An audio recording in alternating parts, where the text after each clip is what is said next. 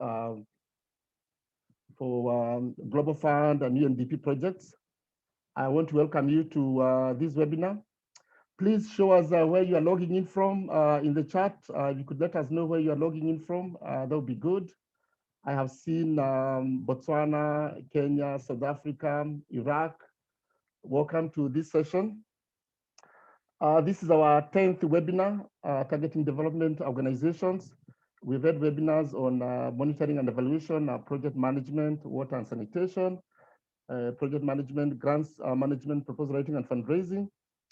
We are living in a new normal, and we need to keep development conversations going. I can see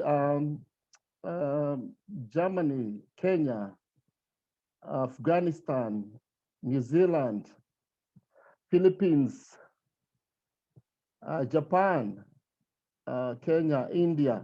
Thank you very much. Thank you very much. Johannesburg, thank you very much. Everybody is looking from Syria, Ghana. All right. Thank you very much. Namibia, thank you very much. We know the challenges of fundraising, and everybody is looking for money. Development work cannot happen without money, and that's why it's important that fundraising is central to development work. Fundraising is what drives development work in the world. It's not so much about raising funds. If done right, fundraising helps in developing your organization to make it a high functioning, well-networked, sustainable, and a force for change. In this webinar, we'll be talking about, we'll give you tips on successful fundraising, and we'll let you know reasons why grants are declined, and we'll also give you a tip of donor sources.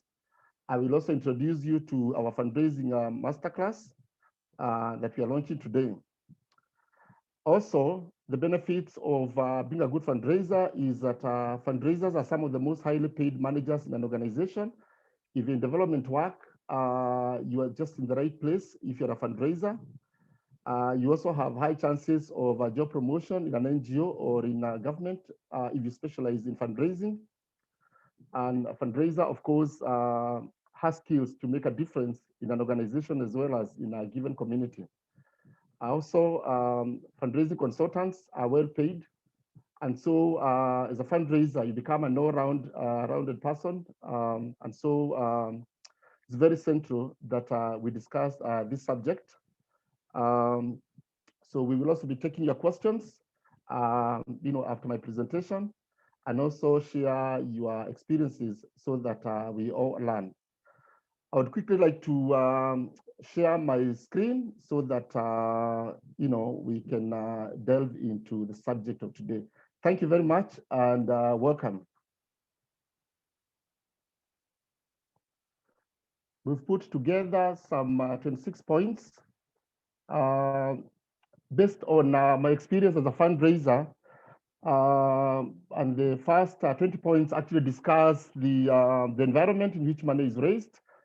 And the rest of the 5 points, key points, actually discuss what you as a fundraiser need to do. And from my experience as a successful fundraiser, one of the things that I've learned is fundraising must be done on continuous process. Just like marketing, there's a tendency for organizations to do one proposal, they secure funding, and they stop at that. And you don't know when whether the project will be renewed by the donor. So you must always continue identifying needs to be funded. And therefore, fundraising must be done on continuous process. And that's my first lesson. Having worked in a national and international organization, fundraising is a fuel for the organization, and therefore you must continue looking for funding at all times.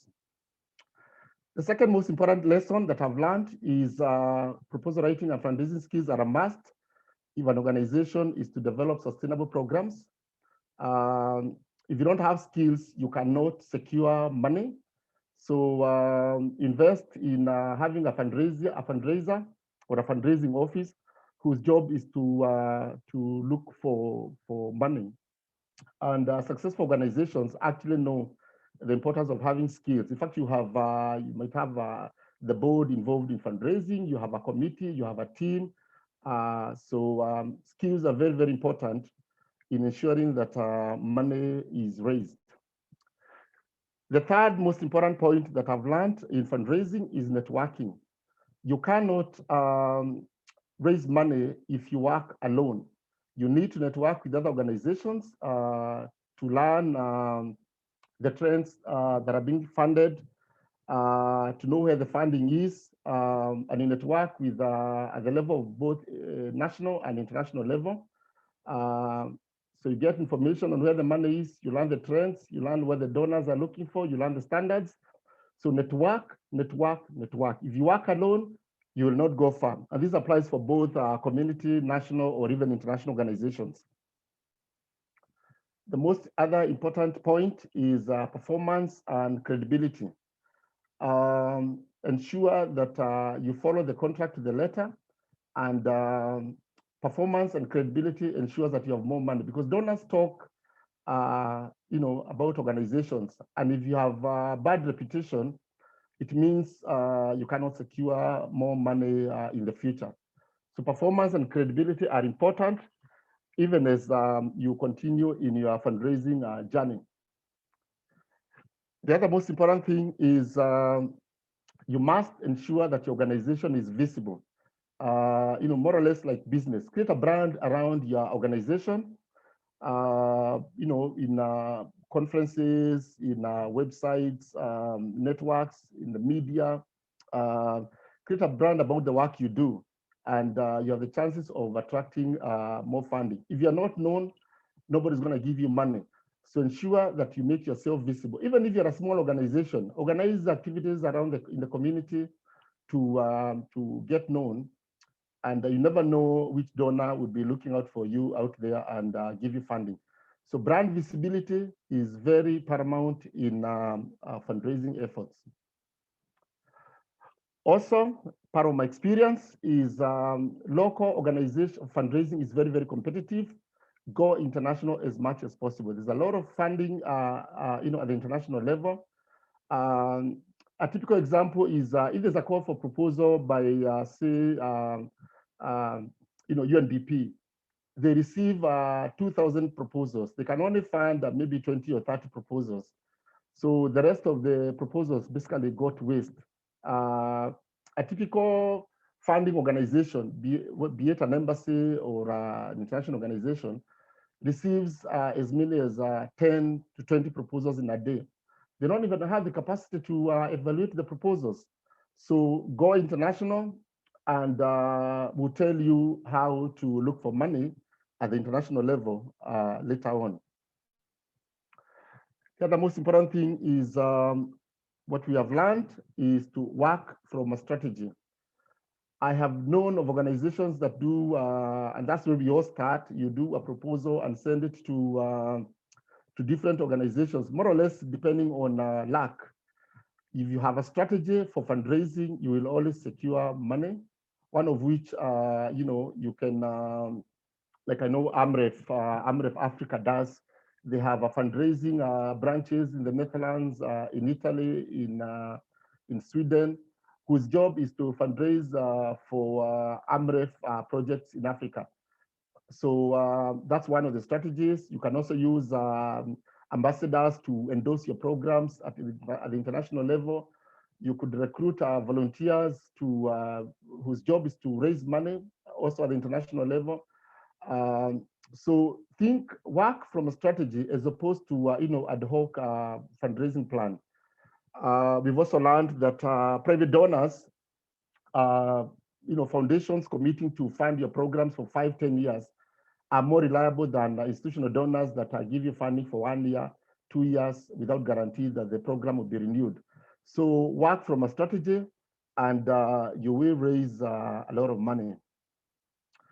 The other most important lesson we have learned over time, if you have to be, have sustainable programs, and is to be innovative. When we evaluate proposals from different organizations, We notice most of them capture workshops after another workshop, conference after another conference, funding for children's home after another children's home, and most donors are tired of programs that are not innovative. Create solutions innovatively, and you'll secure money. Right now, there's a lot of money for water and sanitation, innovative poverty eradication solutions, circular economy, climate change. There are billions for COVID if you are using innovative technologies or skills. So think innovation, think solution, and money will follow you. Innovation, innovation, innovation. Another important lesson we have learned is have a different source of funding, more than one source of funding at any one time, because anything can happen. Donors can withdraw funding, and having one funding source can be a very big risk. So have more partners. I know of an organization that has about 30 donors, 30 projects running at the same time. Even if one program was to stop, the organization will continue running. So have different sources of funding, and don't be ashamed to run as many programs as possible, and having as many partners as possible. More partners, more projects is a strength for your organization. Another important lesson we've learned in my fundraising journey is the media boosts funding opportunities.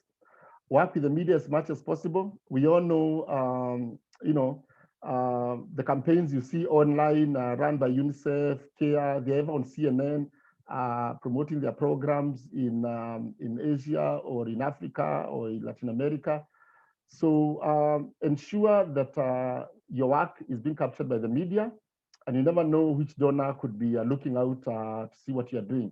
And you have a chance of getting invited to secure funding, or when your proposal is being reviewed, it's reviewed favorably because you are known. If you are not known, you do not exist.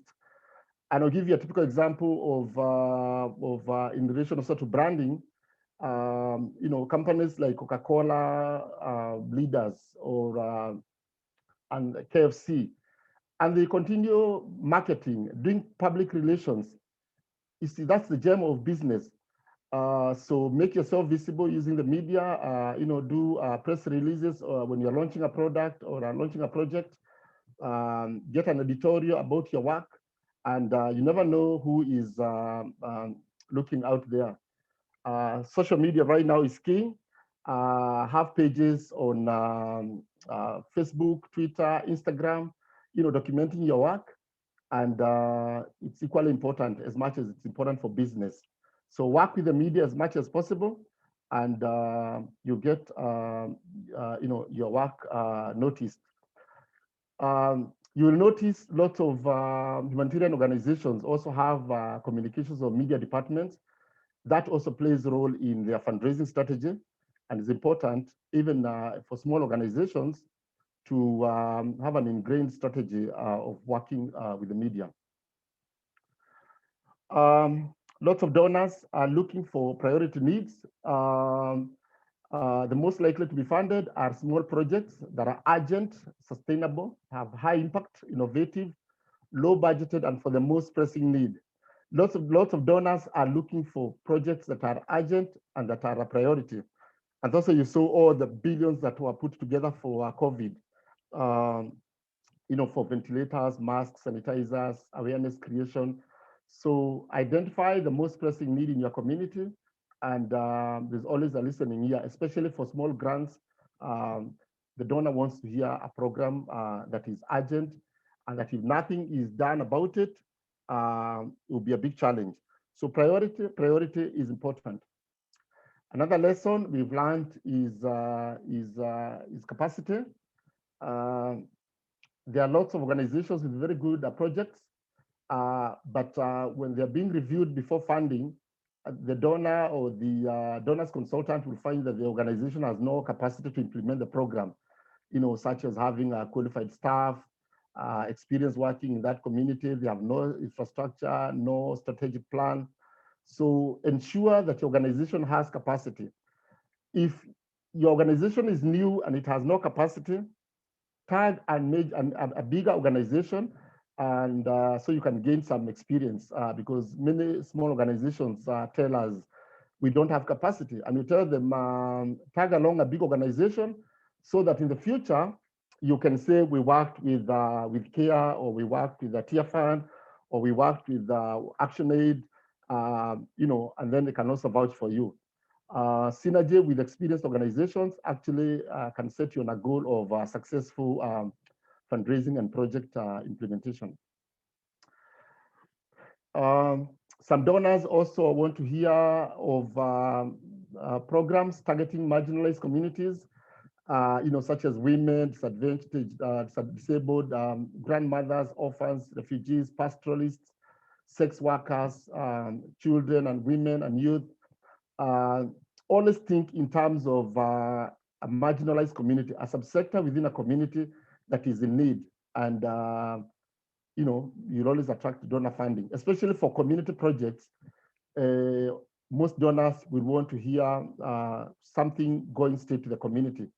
And these are the sectors that might attract donor funding. So think marginalized communities, marginalized areas as you write your programs.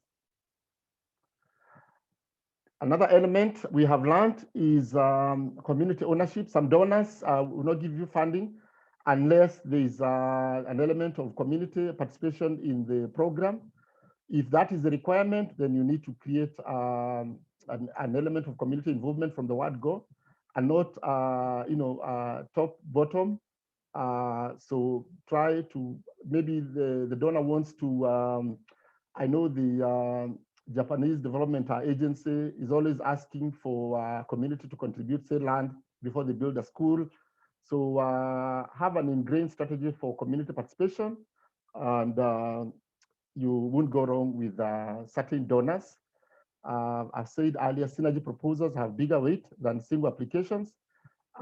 If many community organizations come together to develop a proposal and they have a working memorandum, it has a bigger impact of the program being successful and attracting funding, as opposed to you going directly to a donor.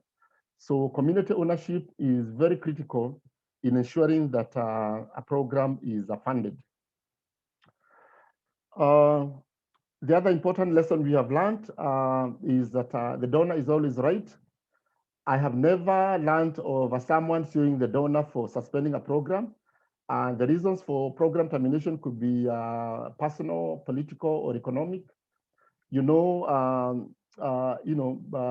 International organizations depend on funding from the governments. And say there's a change of policy. For example, the Republicans were funding a program that does not interest the Democrats. The funding could be stopped, and you have no recourse. So always know that, and that's why it's important that you understand your donor and understand the contract even before touching the money. So it's very, very important to know that, although it happens in rare cases, but it can happen and it can be very disappointing. I know of an organization where they had to actually terminate contracts for about 200 of the employees when the donor policy shifted, and they all had to go home without any recourse. So understand your donor and understand the thin lines in the contract. For you as a fundraiser, a lot of most people have skills, they know how to design their goal, to design the project, but they do not have the right mindset. So therefore, to become a successful fundraiser, you must learn how to write and analyze issues. For example, most donors just look at the problem statement, and on account of that, or even the title of the proposal. So it's very, very important that you get to analyze things and put things into perspective in a language that the donor will understand and uptake your proposal. Information is very, very important, especially for those who are planning to do research before developing a proposal. And there's a lot of information online. The world right now has gone online. So lots of funding that is available online, calls for proposals from USAID, from NORAD, from so many organizations. So make use of the opportunities provided by internet to access information on as a strategy for your fundraising. Another lesson we have learned is most organizations want money, but they don't want to invest in fundraising. The same case applies to even businesses. You want someone to invest in your business, but you don't want to develop a business plan. So we advise organizations to invest in fundraising. If you can spend a little money to get someone to write a proposal for you, someone who's experienced, please do that. Invest in research. And lots of big organizations, actually, as a matter of fact, they hire consultants, put them in a hotel for a number of days to develop a fundraising strategy or to develop a proposal. So invest in fundraising and money will always come your way. If you do not invest, you can't get returns. So invest in fundraising and money will come your way. Nobody's an expert in everything. So if you have some small money that you want to invest in fundraising, when there's a call for proposal, please do that and you are guaranteed that money will come through. The other important lesson is, especially for small organizations, we have a tendency to think in a linear way, do a proposal over 2 days, send it to a donor organizations without doing research to find out what funding the donor has. So break the rules, be different, be the competition by finding what the donor has in advance before writing a proposal. Be on the lookout in terms of which donor is in town. Go online, try crowdfunding, and we'll give you a link of different crowdfunding sites. Work in synergy with big organizations or in a community with other organizations. Go east. We have a tendency of thinking that there's funding only in United States, Canada, and Europe. But there are lots of donor organizations in Australia, in China, in Singapore, So break the rules and go where the money is. Another important lesson we have learned to be a successful fundraiser is to master the dynamics and the politics of donors, understand the rules of demand and supply. Most donors actually compete. You will find, as a strategy for operating in a certain country, you will find one donor has an interest in funding governance, the other one has an interest in funding water, the other one has interest in funding municipalities and so on and so forth. And if they find a donor from a certain country is there, they pull out. So get to understand the dynamics of what is in the market for donors, as opposed to what your needs are. So master the sector and you are good to go when you're looking for funding. Another lesson I've learned with time is when you share your skills with donors or you share your lessons, you have more chances of attracting funding. So teach others what you are doing and you'll attract funding. Half your work will be done. For example, especially for national or community organizations, you can organize a project launch, even if it's not funded by that particular donor, but you attract, say for example, you attract a certain ambassador or attract head of funding agency as a guest. When you approach that person in the future, say it's UNICEF or UNFPA, UNDP, they might actually be interested in knowing your work. So share your lessons to others, and you never know half your work is done when you're looking for the next round of funding.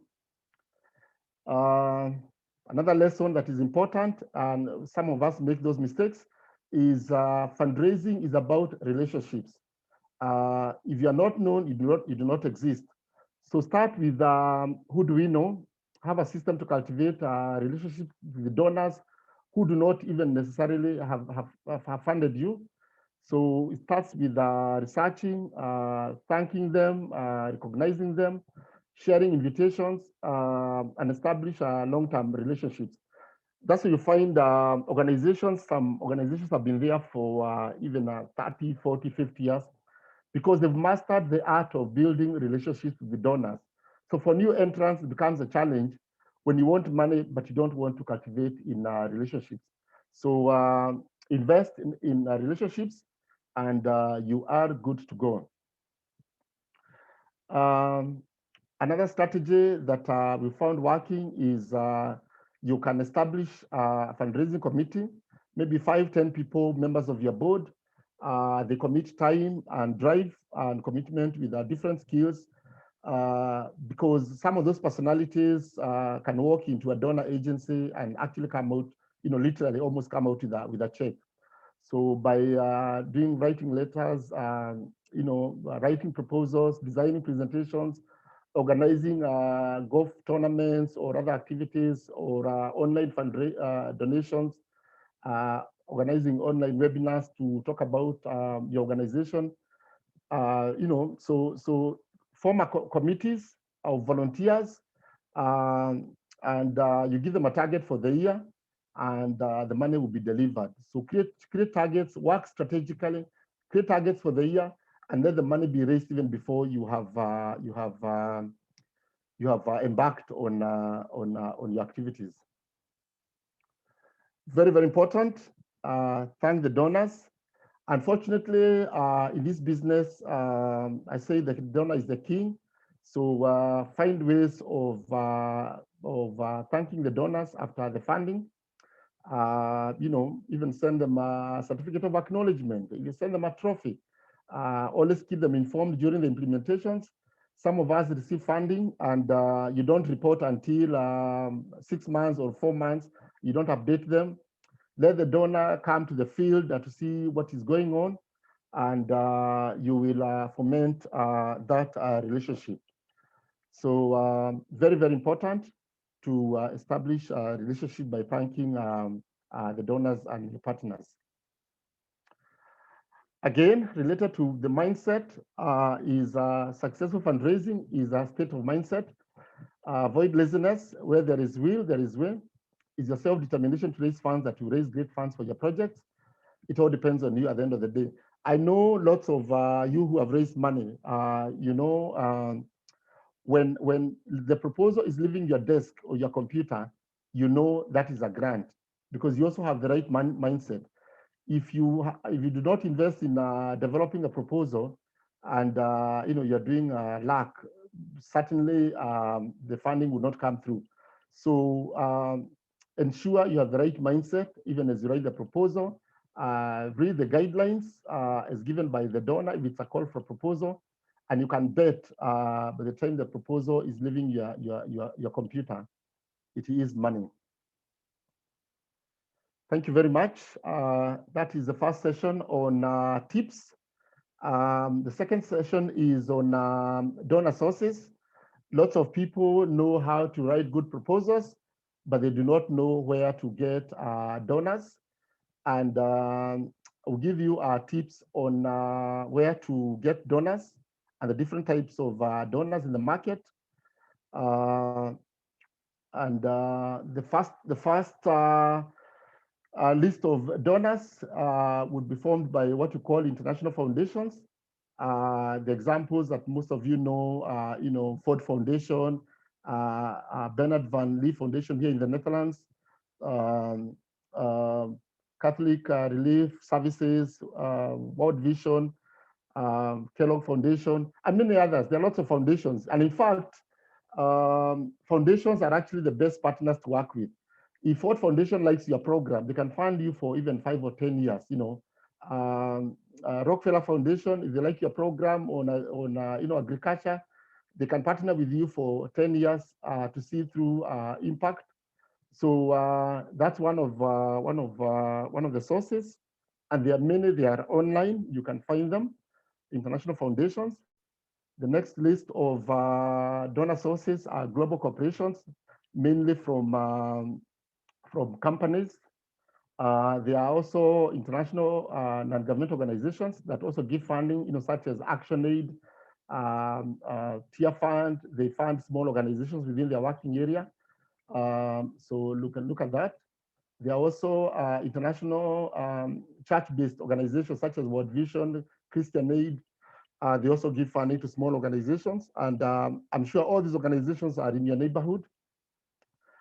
Sometimes government agencies also give grants to women or to youth. So you can find out in different ministries, youth ministry, Ministry of Women, or, community development. They all give grants, or tourism, they all give grants on tourism. So check out your government. There could be some funding for community organizations, and you can secure some funding. Some businesses also have foundations or grants as part of a CSR. So, the telephone company, MTN, they have funding for their community involvement. So check them out. They all have money, small grants. And if you establish a relationship, then you're able to build, partnership for many years. Another source is local independent foundations, like I mentioned earlier. There are community foundations also that pool money together, and then they share out with community organizations. There are also service club and membership associations, such as Rotary Club, Red Cross and Red Crescent. Lions Club, they all formed by members to give small grants to the community. So look out for them, especially for small organizations. I really vouch for small organizations. You start with small grants, build your profile, then you can actually now compete with major and international organizations. Internet has the biggest source for funding. And some of we have put together a directory with the 2,500 donors. But, just a quick snippet of what's in that directory is there's a website called charitynet.org. They have a whole list of funding organizations.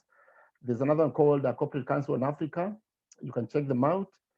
Council on Foundations, Foundation Center. They all have a list of donors. There are thousands and thousands of donors. As a matter of fact, there's a lot of money. The challenge is how to access the funding. Grant Makers Without Borders is another website which has lots of funding sources. United Nations Foundation, the site is there. United Nations Foundation, unfoundation.org also lists funding sources from the UN agencies. US Africa Free Enterprise Education, that's usaafrica.com.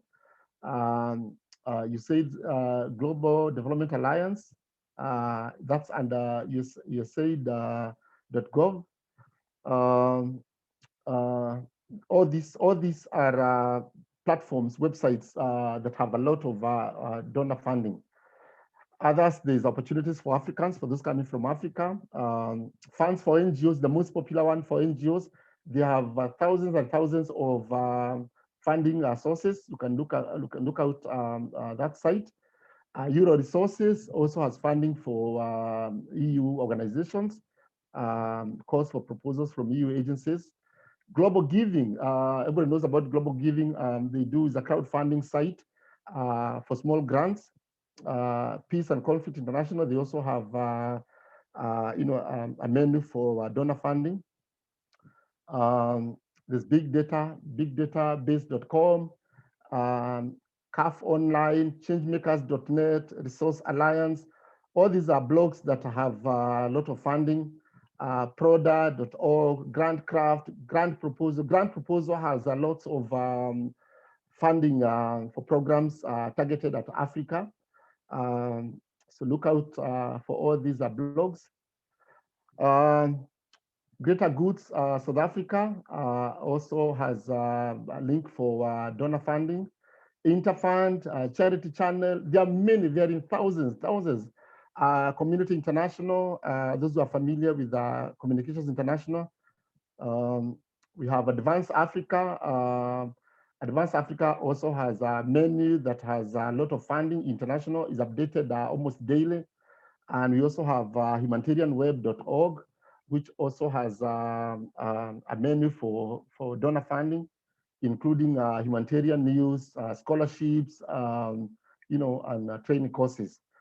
So those are some of the donor sources. Because most people can write proposals and they ask us those questions, but they don't know where the donor is.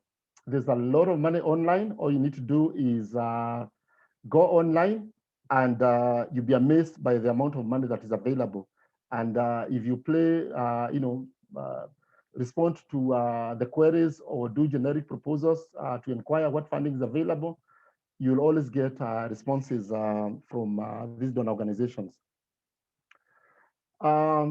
The next slide I'll be talking about, just to help you understand, is so as you prepare on a journey to fundraise, you need to understand why some donors reject your proposals. It's normal as a fundraiser to have your proposal declined. Shouldn't give up, but the most important thing is to ask yourself why my proposal was rejected. And most donors are always willing to advise you on why your proposal was rejected. And these are some of the reasons. Some of the reasons are maybe the proposal was not quality in terms of the standards set by the donor. So you obviously then have to go back and find out what you need to do, and then you can apply in the next round. The other reasons are they would say the organizations does not show is not addressing priority needs. So then if the donor has told you the same, then you need to go back to the community and figure out what is the priority for your community. Of course, another reason why your proposal might be declined is if the donor does not work in that area. Some donors maybe might want to work in Asia or in specific countries. So you need to inquire whether your country qualifies to secure that funding. So that's very, very important. Another reason is some people write generic proposals and have not followed the guidelines given by the donor. So always find out if there's a prescribed format, then you develop your proposal using the donor's format and responding to every question that is raised. So use prescribed formats. Another reason why your proposal might be declined if it's poorly developed, written, or difficult to understand. And that's why I said if you're not confident in developing proposals, then you can always recruit people who are versed in doing professional proposals, and they can help you even for small fee or as a voluntary work. So ensure the proposal is clear and straightforward. Another reason is some donors have limitations in terms of the money they want to give. So find out this information in advance so that your proposal is within the budget. If your proposal is outside the budget they are giving, certainly your proposal will be declined. Another thing related to my earlier points is most donors will say, we don't know these people. And most of them will actually ask you to send in references. Who can vouch for you? Do you have a consortium of NGOs in your area that can vouch for you and give you a recommendation? So if you're not known, then it becomes a problem. And that's why it's important that related to my earlier second point, network with other organizations, so that when there's funding, you get known. And when you need a recommendation, you can always go to a big organization or to a partner organization and say, give us a recommendation to the donor, so that you get known and money comes your way. Some proposals, some donors might reject a proposal if they see the program has no impact. You know, if all you're doing, you're proposing is to do workshops, you know, running from women to children to, you know, so they always look at impact if they give you funding. So ensure that your proposal is in line with the interests of the donor. Also, another way, the reason why your proposal might be declined is if your plan of action exceeds the timelines that the donor has in mind. Some donors fund programs for 6 months, others fund for 1 year, 3 years.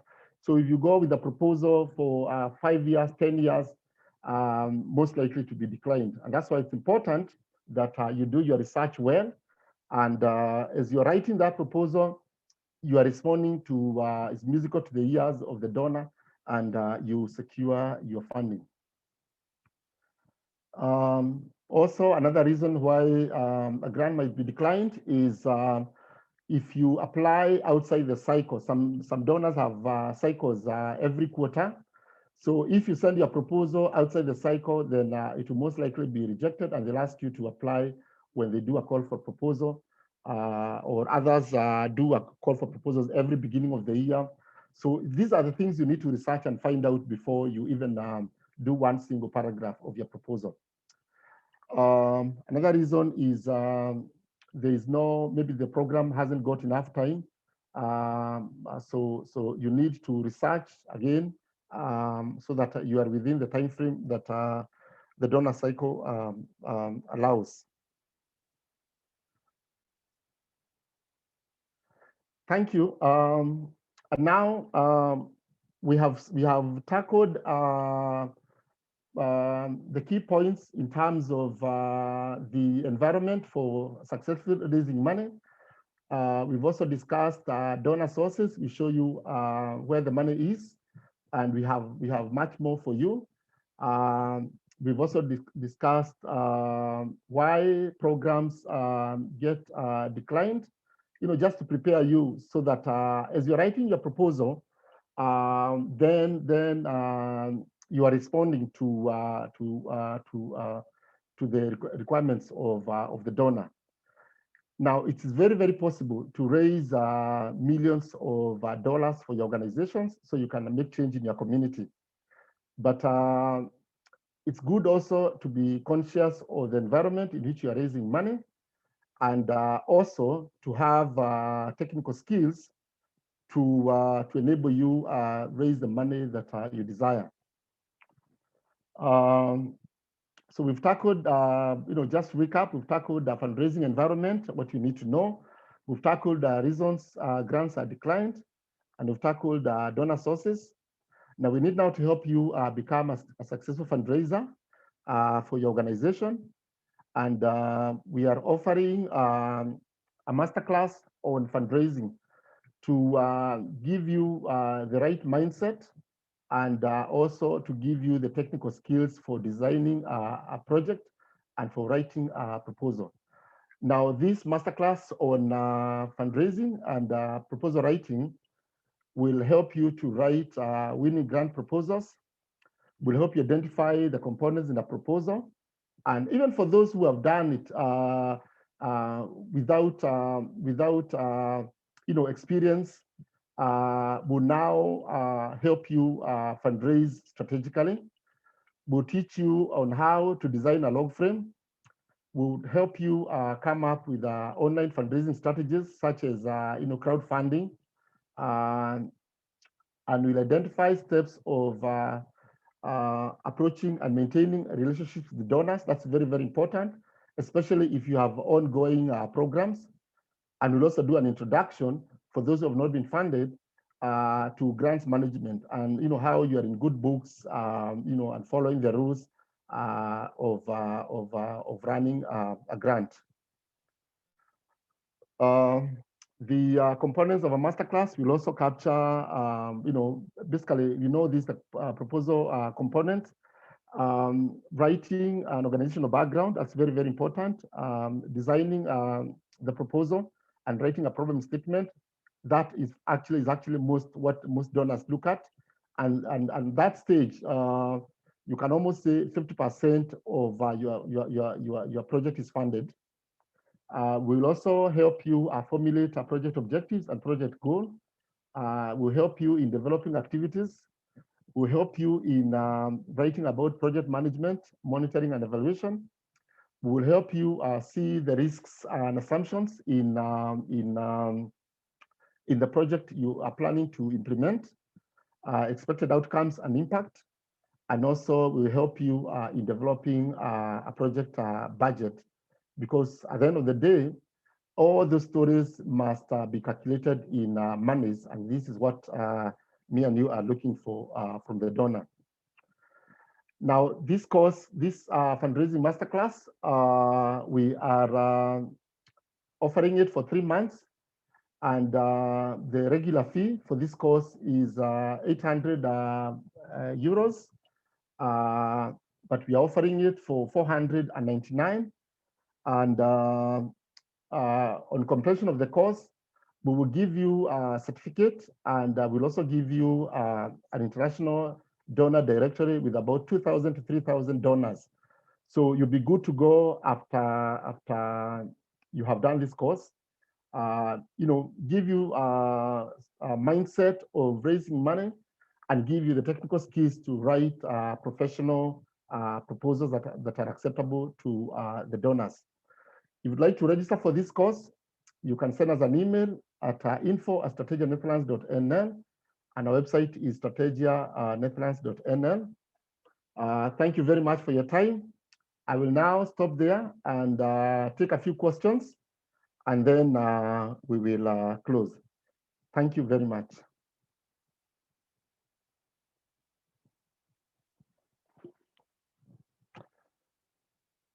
So who's going first? If you have a question, please raise your hand. I can see Gina. Nick, please set Gina's mic free so she can raise her question. Thank you. Gina?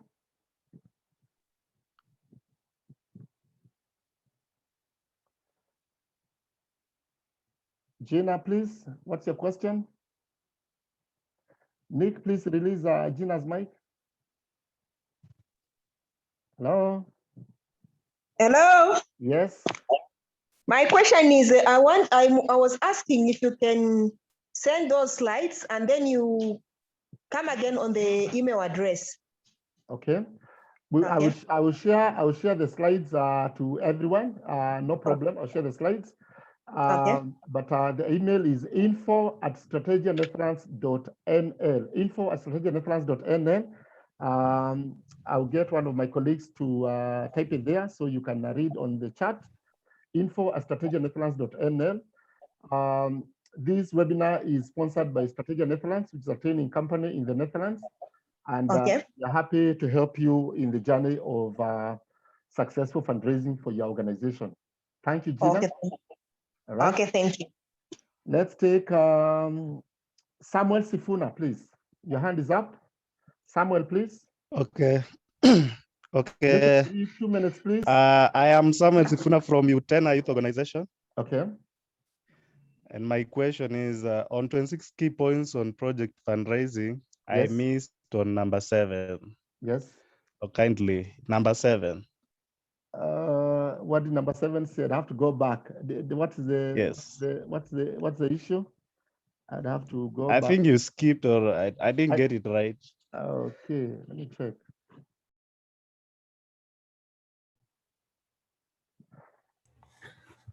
Sorry, I think there's no number 7. My omission, I understand. All right. Yes, I saw that you skipped. Yes, it has been skipped. It's not there. Maybe the person who developed that, Sorry about that.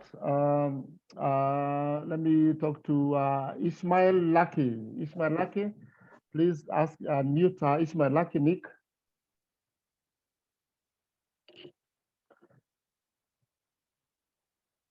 Ishmael.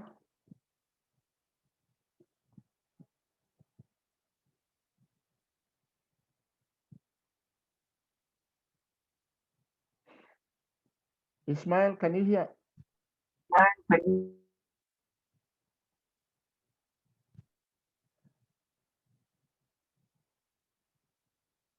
Okay, I think we can't hear him. Let me take Anne Guyen. Anne Guyen, please. We'll come back to Ishmael. Anne Guyen, please raise your question. Hello? Yes, yes, please. Yes, tell us your name and where you're logging from, and then raise your question, please. Yes, my name is Anh. I'm from Rich in Vietnam. Yes. So we are a local NGO. We have a social media. We use a number of social media channels to promote our image. Yeah. Unfortunately, the Facebook, Yes. which is the most popular social media in Vietnam, we have about 11 followers. Yes. But most of them are local people who are our students, our beneficiary, instead of our target donors from international. Do you have any advice for us so that we can promote our social media amongst international donors or international donor individuals? I think for small grants, even Facebook, if you check Facebook, you can also raise a call for funding on Facebook. Actually, and you can actually pay for fundraising effort. You run your ad so that people now donate to your cause. But in terms of reaching out to international donors, you might want to identify them and approach them directly, and maybe let them know what you are doing, what activities you are implementing, even refer to your social media account in case they need to check out on you. Have a Twitter account, Instagram account as a reference for the activities you're implementing.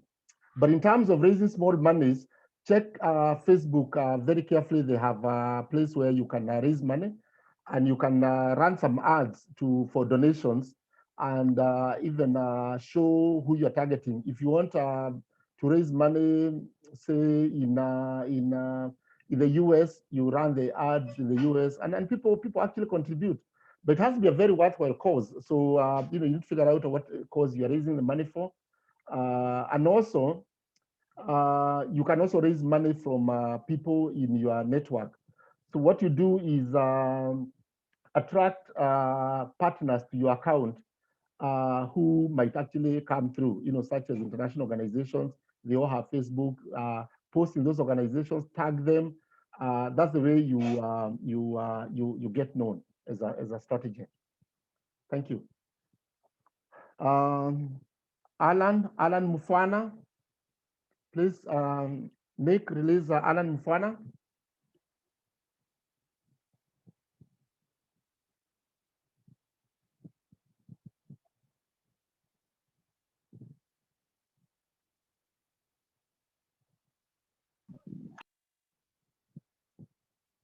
Yes, Alan. Please tell us your name and where you're logging from, and then raise your question. And thank you. Thank you very much. My name is Alan Mufwana. I'm logged in from Zambia. My question is a follow-up to what my colleague who just went ahead concerning media. With your international reputation in fundraising, the issue of using media to boost fundraising opportunities, what could be your advice in regard to maybe regions of certain media types that can work, let's say maybe for African context or for the Western. I'm speaking from the African side, Zambia. Maybe with your experience, which are some of the media I'm sure you have spoken into regarding my colleague who just asked. I think that's my question. Thank you very much. Thank you, Alan. I like to give a personal example from successful fundraising, experience. Back in the day, we would have an activity planned, and we will discuss with some media producers, say a local television, to invite a reputable donor to come and speak about youth and governance, youth and HIV/AIDS, for example, youth and corruption, and what the youth think, and invite this donor who you know has funding for such programs. Trust me, the donor would take so much pride. In fact, they would even ask for the copy of that video to take it to the head office. Please mute everyone. So what we are saying is from that moment, you would establish a relationship with the donor, and they would get to know what you're doing.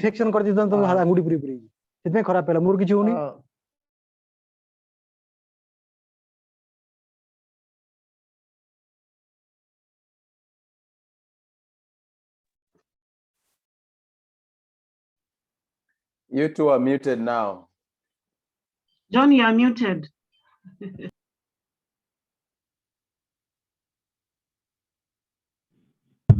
All right, sorry. So that's one. TV is very, very, very powerful. In fact, it's fast and furious. The other one is newspaper. You can ask an editor for you to write an editorial, or even letters to the editor saying what you are doing, or when you have an event, let it be covered. Invite local journalists to cover your event, and it's given prominence. There are those stories, that interest family, community, nature, agriculture, HIV/AIDS, health. If you get captured there, and donors read newspapers, you have a lot of interest. Radio shows, get a donor to appear in a radio show, talk about youth and sexuality, HIV/AIDS, and what have you, and you are credited for that initiative. The donor will follow up with you, and you never know, you might secure funding. So use all those strategies, and you will establish a lasting relationship with your donor. Yep, that's my experience, and it has worked, and it continues to work. And the same case applies also to social media. When you have such events, also transmit them to social media, and most people see. And you can pay for the picture to reach out to even 5, 10, 20,000 people. You never know who will be reached by one picture on Instagram, and someone wants now to follow up and give you funding. So that has worked, and it works. And I've given you the example of you look at CNN, you see adverts from CARE International or UNICEF. It's because they know the power of the media. And the people who fund UNICEF will continue putting in money because they can see the work of UNICEF on CNN or in whatever other media that's available. Thank you. Let's get someone else.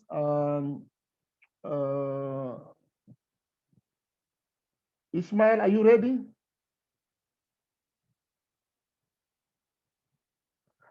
Please, let's get Ishmael. Ishmael Lake. Nick, please unmute Ishmael.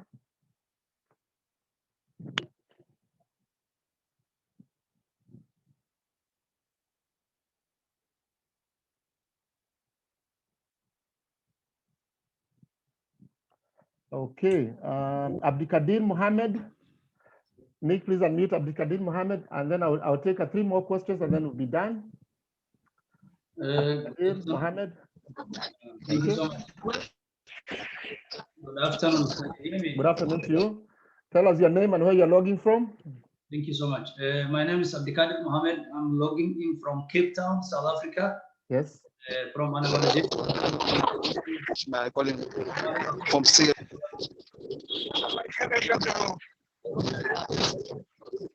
I'm speaking from Sierra Leone. Oh, but we've closed. Let's have Abdulkadir Mohammed first. Nick. Can I speak now? Yes, please speak. Okay, my name is Abdulkadir Mohammed. I'm logging in from Cape Town, South Africa, from an organization called Somali Association of South Africa. Yes. My question is similar to the other colleagues who have asked the other questions before me with regards to the social media platforms. But my question is specifically about Instagram. Yes. I would like to know, because I didn't have the idea of how Instagram could be very useful with regards to the topic that we are discussing. Yeah. I always thought LinkedIn and other platforms are better, but if you could give me an advice with regards to how Instagram could be of use, that one is the one I wanted to understand. Okay. The other thing I wanted to ask you is with regards to the donor website you have shared with us. Is it going to come with a presentation that you're going to send us, or how does it go? Thank you so much. Yes, we will share the links, but those are just snippets of the donor sources. We have a donor directory with about 3,000 donors, international donors from Japan, from China, from Netherlands. So I think that's we should make available. And it has, the other ones are just, links, but they're important. They also have handed donors. But to quickly answer your question, Instagram basically works. Please mute everyone else. People making noise in the background.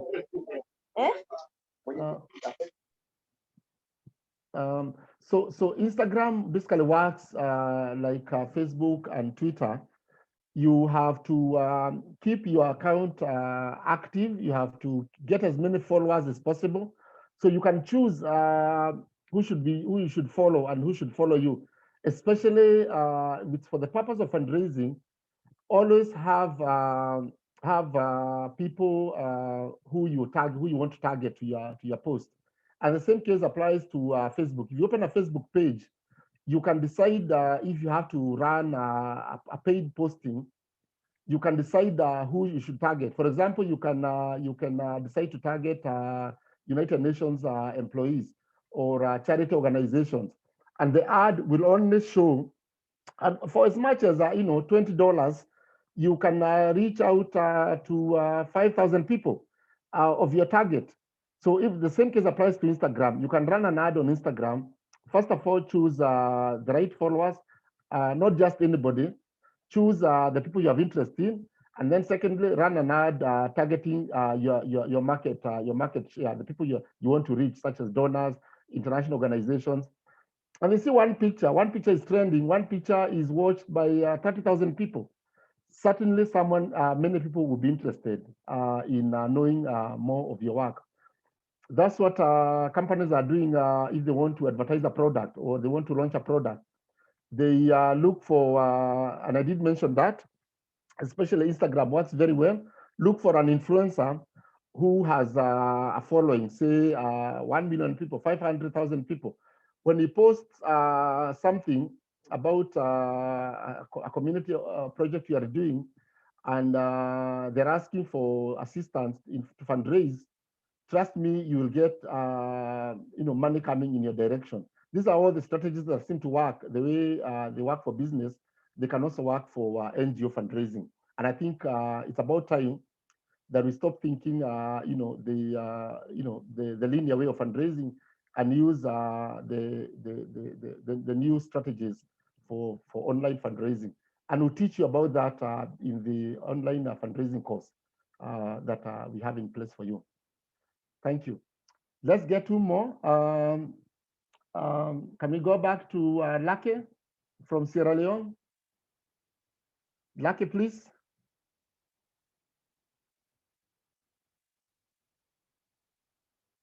I can't see Lucky. Let's give another chance to a lady, Rose Kipkorir. Please, Rose, are you ready? Tell us where you are logging from. I can tell Kipkorir is from Kenya. And then you raise your question. Please release Rose Kipkorir. Yeah, just a minute.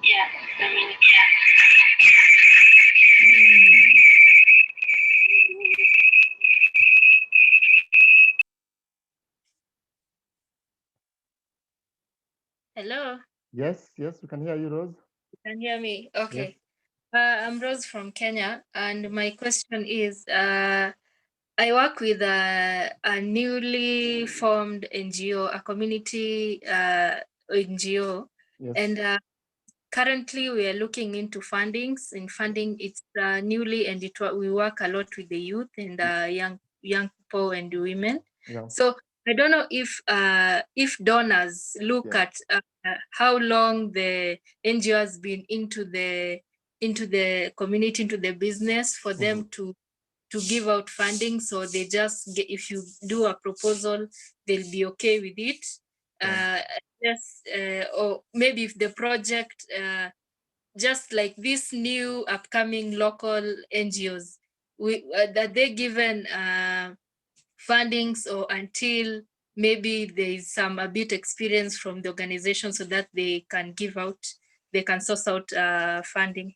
Yeah, that was my question. Okay, thank you, Rose. Like you remember, I said in the 26 key points, there's money, I would say in principle, there's money for all organizations. The most important thing is the strategy. And for your case, what you need to do is start small activities to help you build your profile. And you don't have to, of course, you may not secure a very big grant. If it's a unique initiative, you might get even seed funding, say from an organization such as Ford Foundation, and I know Ford Foundation is in Kenya, to help you even set up an office. There's FHI,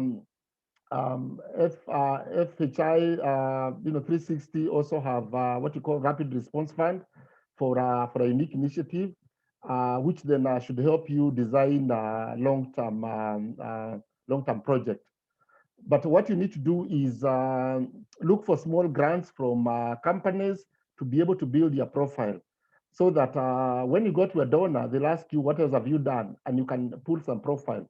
Or tag a big organization, start partnering with them, so that in the event a donor is interested in your work, you can always give them as a reference to recommend you because they know your work. So all big organizations started small. So you don't have to worry, just get started with a small funding. If someone gives you $200 or $300, $1,000, $50,000, start small and tag other big organizations, participate in other NGO meetings so that you get known, and contribute as youth organizations. And you never know, that's the way you start and you secure big grants. So all the best, and I trust you will make it. Two more, and then we close. Lorato, please. Unmute Lorato.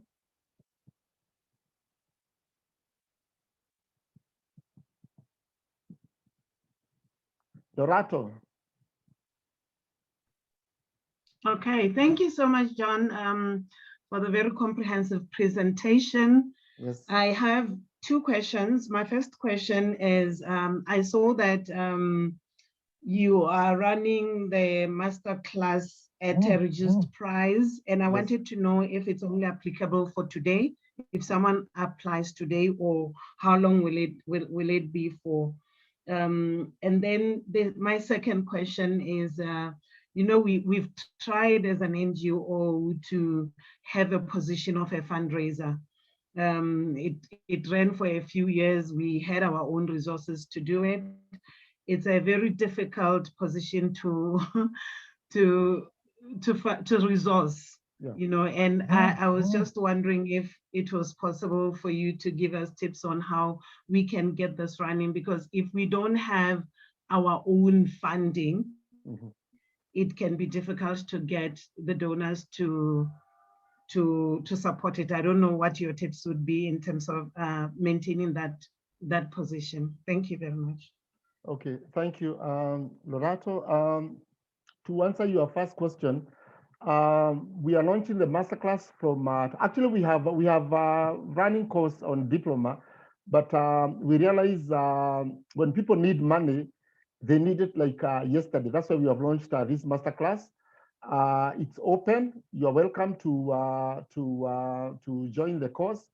It will teach you all these strategies we are talking about, so that you become you can hit the ground running, and you have the right mindset as you embark on this journey. So you're welcome to register. It will be open for the next 1 month for you to register, but you can even register immediately, the better. And you can start on 1st of July. The second question is, you say you are running a program with your own resources. Now, just like I've said earlier, the most important thing is to build your profile, so that when you present, you've noticed the first page, the second page after the cover page of your proposal is your profile, organizational background. So you need to build a profile about what you are, who is your members of your board, what you do, what is your vision and mission, and so on and so forth. If you don't have that, then it becomes hard for an organization to fund you. But it's possible to secure small grants, even in kind, from organizations by organizing activities, especially for new organizations. And you never know, with time, someone will notice you and actually give you, major funding.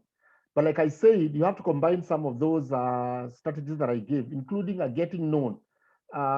You cannot be, planning to become a big organization and raise a lot of money, and you are not known.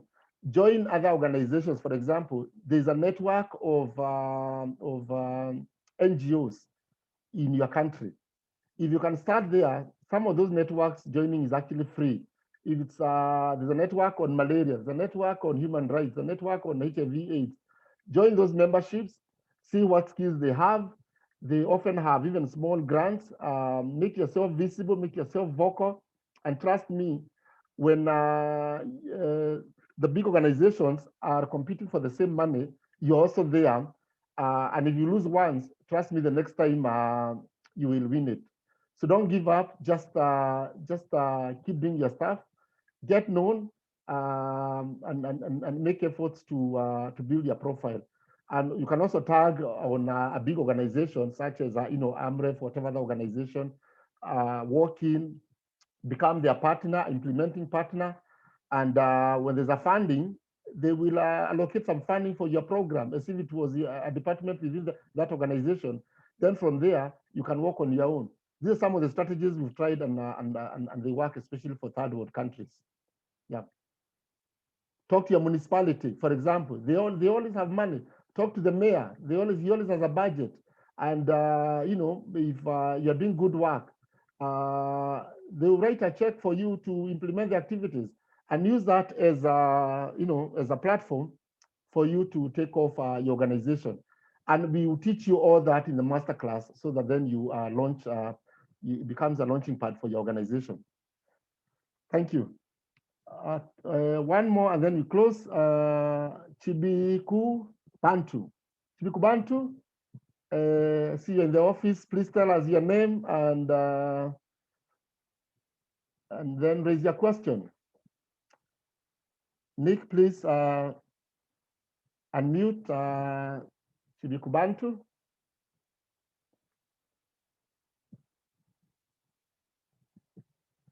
Nick.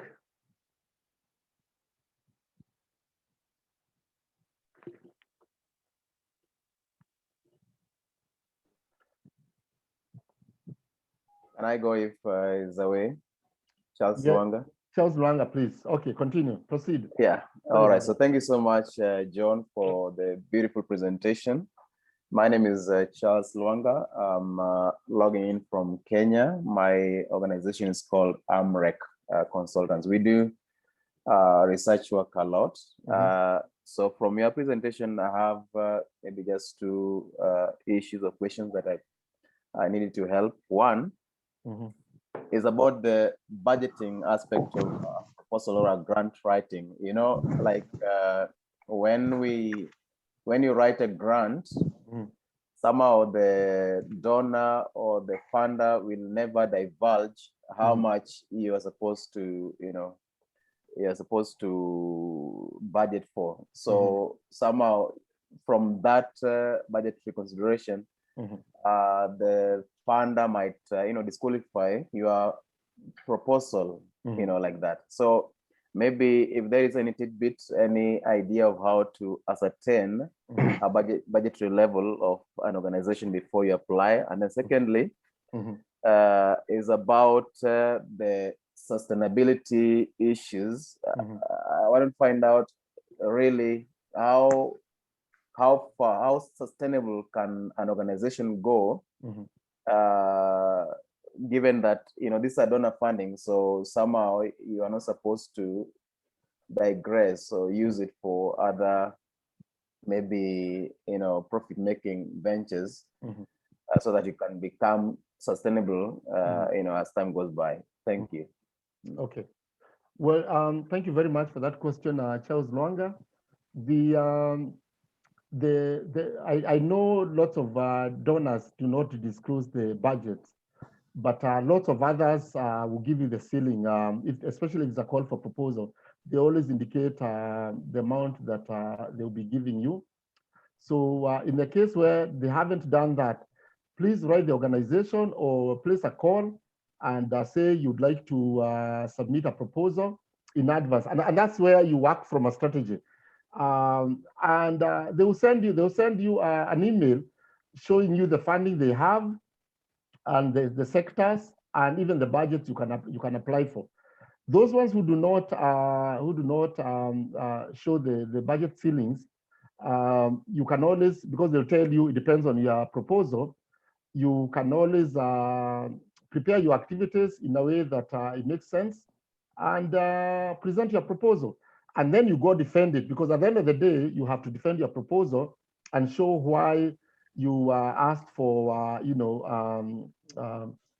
$20,000 or $50,000 at the defense level.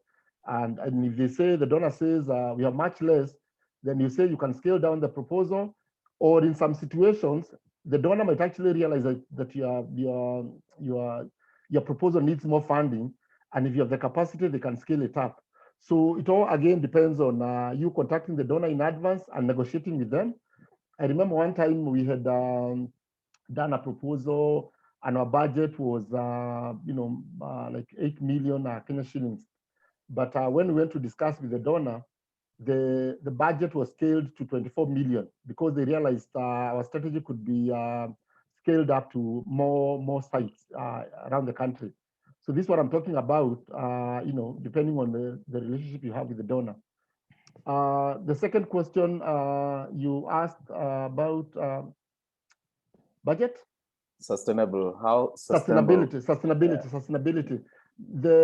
Most donors will actually ask you to give a sustainability strategy, and of course, which is in line with their proposal, such as what skills are you giving the community, community ownership of the plan.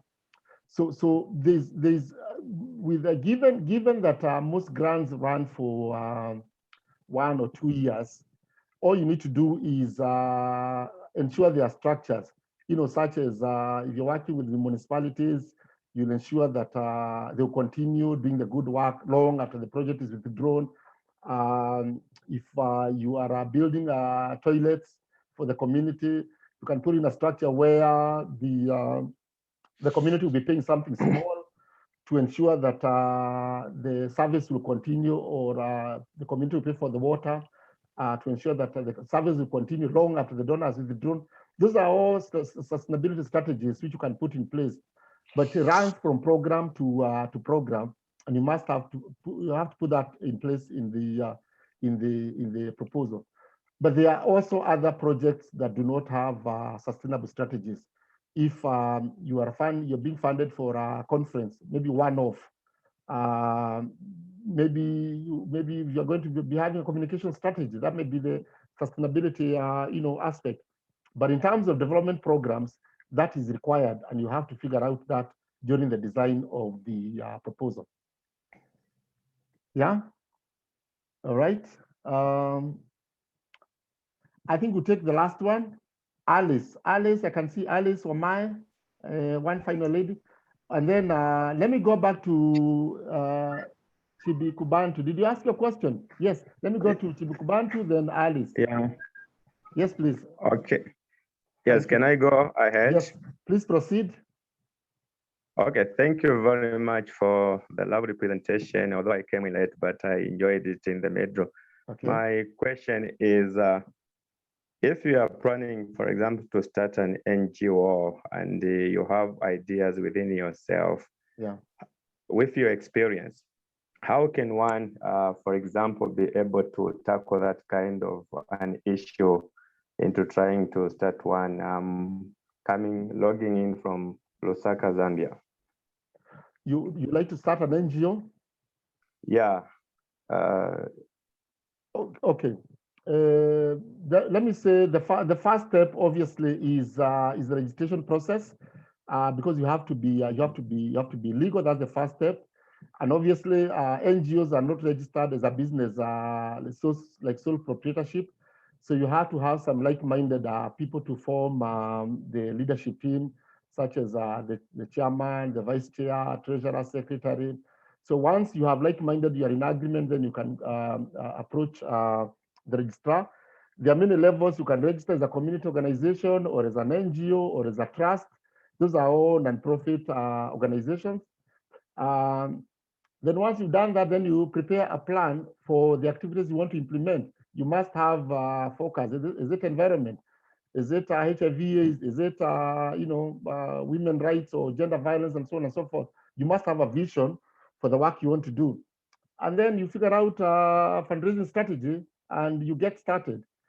There are always teething problems, even dynamics of working together, as a board or as a team. But once you have a clear vision, I think you shouldn't worry to get started. And then, like I've said, go online and put your strategy in place to get known. And even if you don't have funding, you'll actually find people actually looking out for you to speak and to speak about your work. And you never know who you're talking to, and opportunities come knocking. That's my experience, especially for many. You'll notice lots of the NGO leaders all over the world, most of them started as youth animators, youth activists, and they ended up becoming serious change makers all over the world. So get started from where you are and keep the faith and take off. I'll take the last one. Alice Wamai, please. Thank you. Mona. Okay, two ladies. I'll take Mona Hashim. She's already raised her hand. Mona, please go.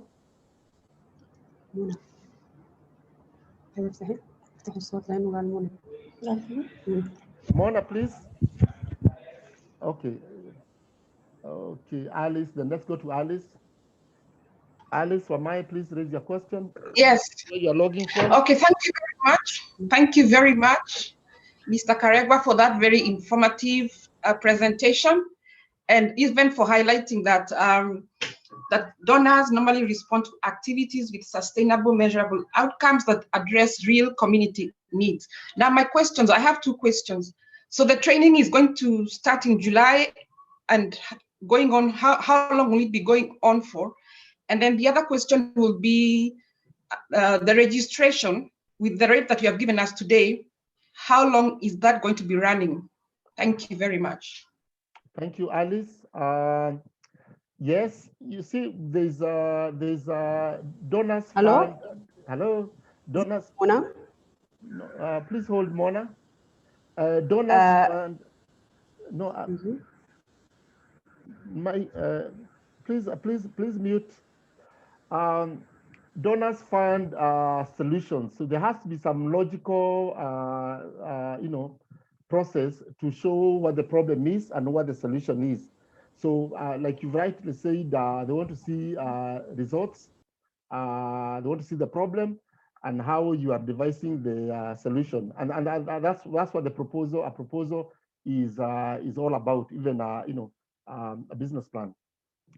Now, regarding the masterclass, the fundraising masterclass, we are launching it from 1st July. So the next 2 weeks, you can sign in, you can register. I've sent you the email info@strategianetherlands.nl, and we'll take you through all these issues so that you become a professional fundraiser with a hands-on experience. The online fundraising strategy is there.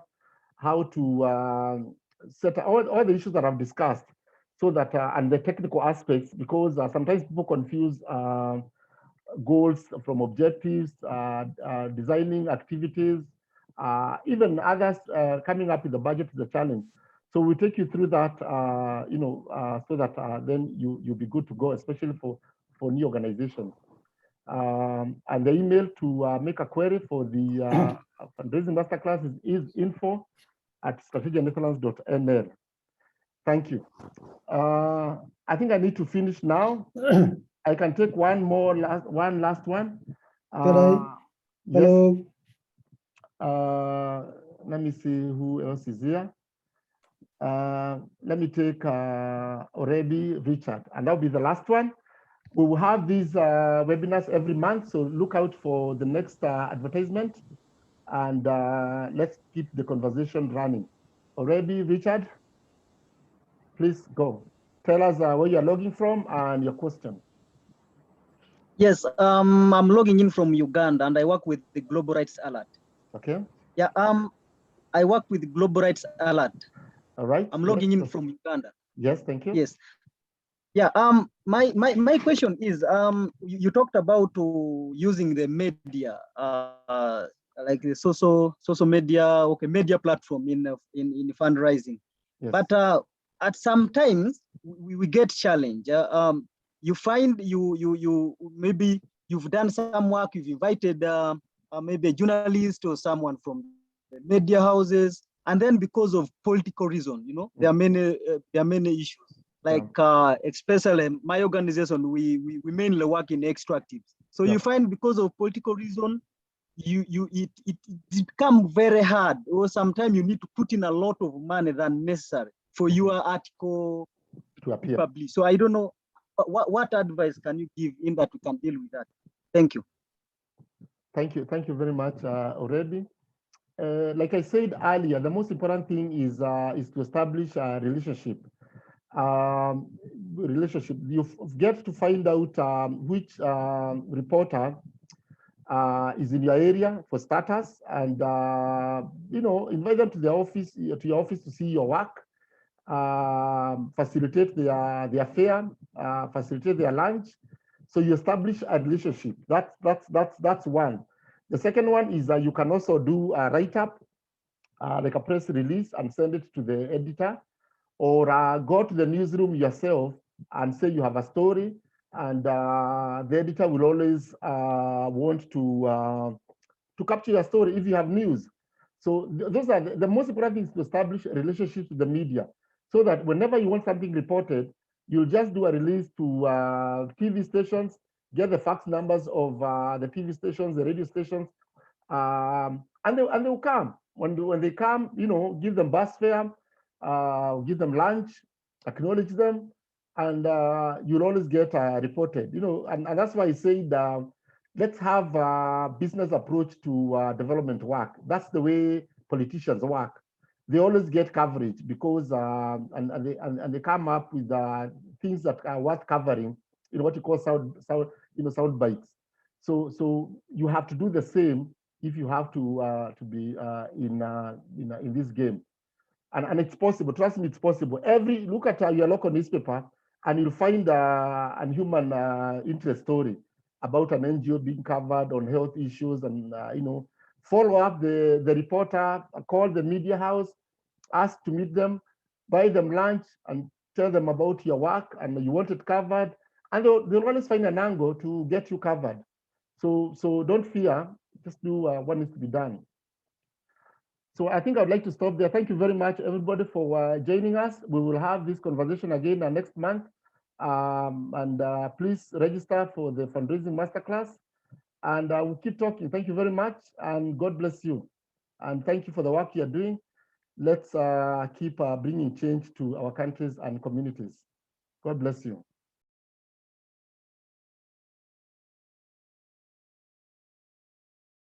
Solutions to the United Nations, governments, NGOs, and building. Are you interested in building a career in the development and humanitarian sector? Then, Strategia Netherlands is the best option for you. We offer training solutions to the United Nations, governments, NGOs, and other development organizations worldwide. Make your online application now for Diploma in Monitoring and Evaluation, Diploma in Grants Management, Diploma in Conflict Management, Diploma in Disaster Management, Diploma in Water, Sanitation and Hygiene, and many more. The cost for diploma courses is 800 euros, while postgraduate courses cost 1,200 euros. Visit www.strategianetherlands.nl for more information.